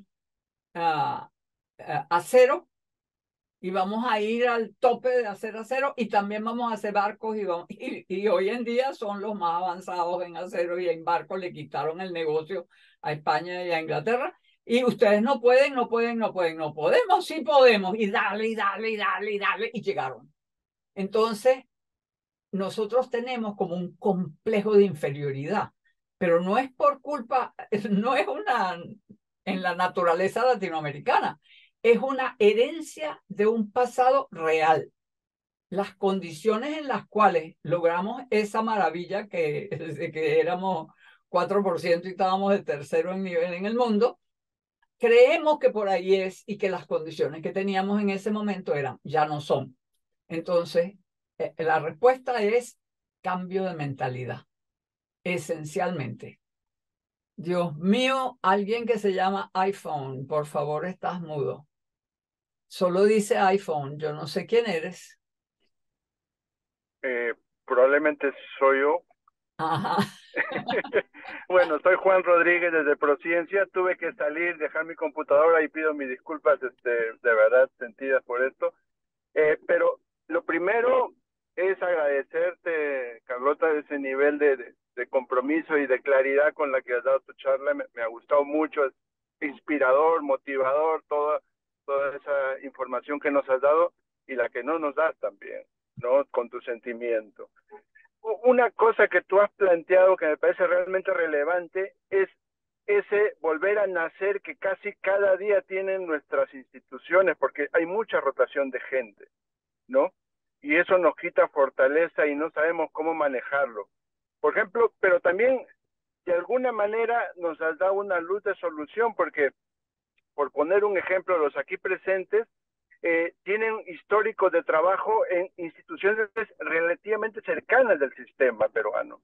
Y ahí está el conocimiento, la experiencia plasmada y vivida, y que de alguna manera podemos sacarle provecho con ese tipo de relacionamiento a través de algún tipo de sociedad o de reunión que podamos tener para volcar nuestras experiencias personales y en nuestros trabajos. Muy, A lo muy que yo buena quiero ir, idea. Perdón. sí, a lo que yo quiero ir adicionalmente es, ya como pregunta, es cómo lograr de alguna manera de transmitir confianza de estabilidad a un sistema altamente inestable como el nuestro. O sea, yo sé que no hay una varita mágica ahí que nos diga por aquí es el camino, pero ¿qué luces puedes ver que nos puedan dar a nosotros, no sé, cierta esperanza de que no vamos a morir en el intento, ¿no? Yo veo, por ejemplo, a ProInnovate, una organización que nació el 2007 y que se mantiene hasta ahora y que de alguna manera ha logrado esa sostenibilidad, ¿no? Y ha logrado una marca de seriedad en la innovación. Y eso es un paradigma de muchos de estos otros programas como el de Prociencia que son nuevos, pero que también tienen antecedentes un poquito anteriores y que son complementarios a ProInnovate. Pero ¿cómo ves ya como marca de país ese nivel de relacionamiento con el extranjero? ¿Cómo se puede transmitir sostenibilidad que no sea solamente una sostenibilidad formal, ¿no? Y que usualmente es cuestionada por la sociedad. En este caso, ejemplos muy fuertes tenemos con la industria extractivista, con la minería, por ejemplo, que pueden tener los contratos que quieran, pero son inviables ante el desconocimiento social que tienen sus intervenciones. Entonces, ¿cómo ves esa? ¿Qué oportunidad tenemos ahí de construir país a partir de las lecciones aprendidas y de los retos que tenemos actualmente? Yo te puedo dar dos respuestas. Uno es que uno no sabe qué viene primero y luego la gallina. La estabilidad la obtienen países exitosos. O sea, si tú logras que el país prospere de verdad, hay estabilidad. Si no prospera y hay un caos y todo el mundo protesta y nada funciona y hay inestabilidad. O sea, ¿por qué la gente vota por una cuerda de locos que están o sea, que están ofreciendo la luna y que no la pueden dar y que después que fracasan de todos modos todavía se van con otro loco que es igual de extremista, igual de ofreciendo locuras y además igual de rabioso? Y bueno, ¿por qué? ¿Por qué hacemos eso? Bueno, porque estamos rabiosos. O sea, si la población se siente que no lo protegen, que no lo ayudan, que nada, que no hay esperanza, bueno, cualquier loco que me ofrezca el cielo, pues ¿por qué no? Déjame darle un chance. A ver, sobre todo si se parece a mí, si tiene igual de rabia que yo. Chávez fue una maravilla haciéndole sentir a la gente que él era tan resentido como ellos. Y entonces, bueno, y destruyó el país. Es increíble. Venezuela es un tercio de lo que era. La industria petrolera es un décimo de lo que era. Y todo eso después de haber ofrecido el cielo. Ya después de haber recibido $1 trillón del petróleo que no se invirtieron en nada. No hay ni un hospital, ni nada. Entonces, bueno, pero ¿por qué la gente lo apoyó? Y ahora es imposible zafarse de eso. Pero bueno, esa es una tragedia. Eso no tiene remedio por ahora. Yo no sé si algún día tendrá remedio. Yo casi que rezo. Pero bueno, pero no se puede tener estabilidad si no hay un consenso poblacional. O sea, tiene que haber un consenso entre el mundo de los negocios y la sociedad. Y eso se genera con estabilidad que se va construyendo a partir del progreso. Entonces, uno lo que tiene es que empezar por la esquina por donde uno puede. Entonces, mi respuesta es simplemente, no hay receta, huevo la gallina, tienes que tener éxito antes de lograr estabilidad, pero hacia la estabilidad se mueve uno construyendo consensos. Y para eso tú mencionaste al principio la posibilidad de reunir gente competente. Hay una cosa muy importante que Singapur, que es uno de los tigres asiáticos, un caso absolutamente increíble, un paisito pobre, chiquitico, como una ciudad, del tamaño de una ciudad, que lo único que era un puerto y una orillita, una islita, una cosita mínima, y hoy en día es una potencia. Y ellos, una de las primeras cosas que hicieron fue elevar las competencias, los requerimientos para trabajar en el sector público y pagar por las narices, pagar muy bien, competir en el pago con el sector privado. Claro, ellos abrieron la cuestión financiera y generaron ingresos, pero nosotros también podríamos eventualmente ir creando, haciendo que el sector público sea muy atractivo, porque da seguridad, porque es interesante, porque da retos, porque te da oportunidad de hacer cambios. Si no les podemos pagar más que el sector privado, les podemos dar más satisfacción. Y la gente joven es atraída hacia los grandes retos y hacia la satisfacción. A medida que van creciendo y tienen familia y tienen hijos, ya el sueldo empieza a importar, pero ya dieron su contribución. Entonces, allí necesitamos empezar a pensar cómo se atrae a la mejor gente hacia el sector público y cómo se hace que el sector público sea el sitio más interesante, más fascinante, más excitante donde trabajar, porque uno puede hacer cosas importantes, cambiar el país, tener poder. Eso Ese es el secreto. Y trabajar, montar instituciones con el sector privado, sentarse con, ya les voy a, en el seminario vamos a hablar un poquito de un caso de eso. Ok, Raúl Alexander. ¿Qué tal? Muy buenos días. Muchas gracias, profesora, por la clase, ¿no? Y yo soy desde la ciudad de Piura, en la región Piura, al norte del Perú. Y también quería conocer un poco más sobre el proceso de descentralización de estas políticas de innovación. O sea, ¿cómo podemos generar en los gobiernos locales o en las regiones o en los municipios locales estos modelos de gobernanza que nos permitan apoyar la innovación? Y que también hay una mayor cohesión entre la sociedad civil y las políticas de innovación, porque al final la autoridad política son muy populistas, ¿no? Hacen lo que, pero la sociedad civil tampoco es que demande innovación, ¿no? Y cómo logramos esa cohesión, pero a nivel también o sea, de gobiernos locales, ¿no? De municipios, que son muy pequeños, a veces muy aislados, ¿no? Ok, bueno, ahí hay dos cosas distintas. Uno es por qué la gente no le importa tanto la innovación. O sea, ¿qué pasa que la gente no entiende que la innovación es importantísima? Yo creo que la respuesta es que nosotros no hemos entendido tampoco que la innovación no es innovación, que la innovación es un instrumento para el crecimiento, para la mejora de la población. Es un instrumento, no es que la innovación es buena porque es innovación. La innovación es buena porque tiene unos resultados muy importantes. Si nosotros deberíamos empezar a pensar que la estrategia de desarrollo es una estrategia tecnológica y de innovación. Lo que no tenemos es estrategia de desarrollo, Raúl. Nosotros no tenemos estrategia de desarrollo. Entonces tenemos estrategia de innovación, pero una estrategia de innovación solita por ahí es un regalo de Navidad. O sea, eso no tiene nada que ver. Eso no está conectado. Los ministros deberían estar todos trabajando con una estrategia de innovación que es una estrategia de desarrollo, o al revés, una estrategia de desarrollo que es una estrategia de innovación. Entonces, esa es mi primera respuesta. Mi segunda respuesta es acerca de cómo hacemos en los municipios. Uno de los problemas que tenemos es precisamente que como el rol que tiene la gente de los municipios es muy simple, es muy elemental y es una cosita local, ahí resolver que si el agua, que si la escuela, que si qué sé yo, nada.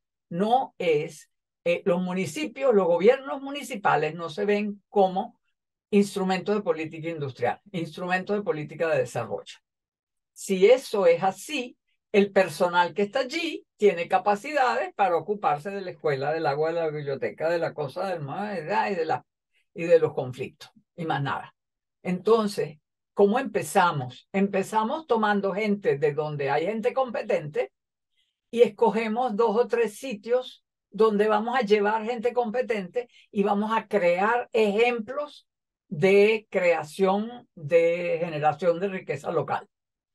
Entonces, lo hacemos en 3 sitios y una vez que se vea, entonces empezamos a hacerle propaganda a esos 3 sitios y le contamos el cuento a otra gente y seguimos llevando. Y entonces hay gente que se va a ir a la comunidad porque son de ahí muchas veces.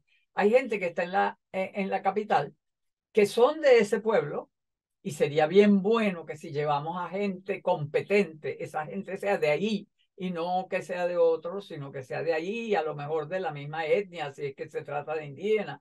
O sea, hay muchísimas posibilidades. Hacemos 2 o 3 ejemplos, empezamos con 1, después hacemos 3, después hacemos 5 y después hacemos propaganda de cómo se va a poder hacer y empezamos a atraer gente. Todo se hace por proceso. Llegar a un sitio se da con el primer paso y después hace el segundo paso y después hace el tercer paso. Nada se hace de una vez completo. Eso es como tratar de meter una tabla en el agua así. Una tabla en el agua se mete así. Entonces, ese es el problema. Tampoco entendemos. No entendemos que innovación no es nada. La innovación no sirve para nada. La innovación solo sirve si tú dices qué es lo que estás persiguiendo. Si tú lo que estás persiguiendo es una estrategia de desarrollo nacional y la defines como una estrategia de desarrollo tecnológico, incluyendo, entonces tú supones que la innovación es el principal instrumento de lograrlo. Si tú haces una estrategia nacional en el aire que no tiene nada que ver y haces la innovación en otra parte y haces planes de innovación que se imprimen y se hacen y innovación, innovación, innovación, estás hablando tontería. No sirve para nada porque no está conectado. Es frustrante. Úrsula. Sí, rapidito, Carlota, felicitaciones por la presentación. Yo trabajo en la presidencia del Consejo de Ministros y lo que tú nos estás contando hoy día, ese pesar que a mí me genera que no nos llegamos a subir a las olas tecnológicas que pasan por nuestras narices, ¿no?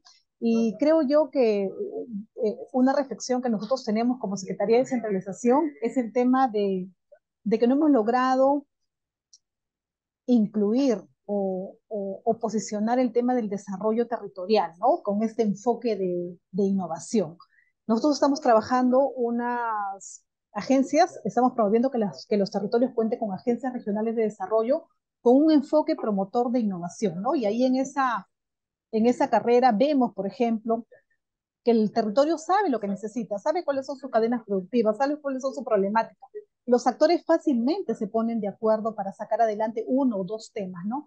Entonces, hacen sinergia en cosas concretas, ¿no? Entonces, es un empezar todavía chiquito, estamos 4 años con este proyecto, pero vemos que esta alianza público-privado muchas veces se le apropia a la sociedad, ¿no? Y cambia el gobierno regional y este proceso continúa, ¿no? Nos falta muchísimo más, una política nacional más clara, mayor incidencia de los actores del gobierno central, pero bueno, estamos en el camino, pero yo creo que sí nos falta mucho el tema de tener una apuesta nacional por el desarrollo de los territorios con el enfoque de innovación, ¿no? Porque con el enfoque de innovación las regiones lo que te piden es saquemos adelante mis cadenas que me generan valor.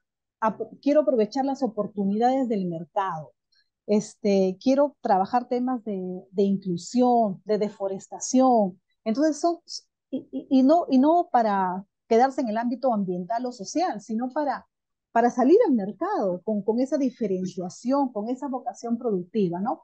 Pero creo que todavía desde el gobierno, desde los sectores, nos falta, ¿no? Más interacción, ¿no? A favor de esos temas que la región ya priorizó o sabemos que es su agenda territorial, ¿no? Entonces, es ahí donde las agencias son este espacio que está sirviendo de bisagra, que todavía es reciente, tienen 4 años en proceso, pero yo, ahí va mi comentario, ¿no? Y lo que tú decías, creo que si no promovemos desarrollo, el tema de innovación como un factor que empuja el crecimiento económico rápidamente, va a ser siempre una limitante de nuestras políticas nacionales, ¿no? Eso lo quería dejar como reflexión y como comentario. Te voy a hacer una propuesta, Úrsula. Comunícate con la principal universidad y propon que los que están haciendo tesis hagan tesis sobre los casos que tú has desarrollado. Digo yo porque esa es la mejor manera, porque esa gente, las tesis son gratis, la gente las tiene que hacer de todos modos y le estás dando un tema que es súper importante para el país y hasta podrías interesar a la gente que haga la tesis para que te ayude a hacer otras cosas. Una vez que tengamos, yo no sé cuántos casos tendrás tú de eso, de que realmente han cambiado la economía de la localidad, del territorio. Ponte tú que tengas 3, 4, lo que sea, ya con 3 o 4 que se puedan divulgar, tienes una primera base para empezar a moverte hacia convencer a la gente de la importancia de trabajar a nivel del territorio. Entonces, bueno, buena suerte y cuando los hagas, por favor, me los mandas. Cuando los hagan, porque eso, yo necesito ejemplos de que se hace, porque la gente me oye cuando yo digo eso y creen que estoy soñando. Yo no estoy soñando. Bueno, aparte de que yo he hecho algunas cosas yo misma y yo sé que estoy hablando de cosas que sí se pueden hacer. El problema es que no hay suficientes ejemplos para que la gente copie. Y cuando uno dice algo, dice, ¿y quién hizo eso? ¿Dónde se ha hecho eso? Me dan ganas de darle, porque ¿dónde se ha hecho eso? Bueno, hazlo tú primero para que entonces yo te dé el ejemplo y se lo dé a los demás. ¿Por qué hay que siempre tener algo para hacer algo? Tiene que haber otro que ya lo haya hecho. Ser pionero es una maravilla, pero de alguna manera termina el problema siendo a quien copió. Y resulta que hay un problema serísimo, y es que los que tuvieron éxito hace 20 años usaron políticas que ya no sirven. Y los que tuvieron, o sea, uno no puede copiar cosas de oportunidades anteriores, tiene que estar copiando los que están haciendo cosas ahora. Entonces ahí está uno de los grandes problemas.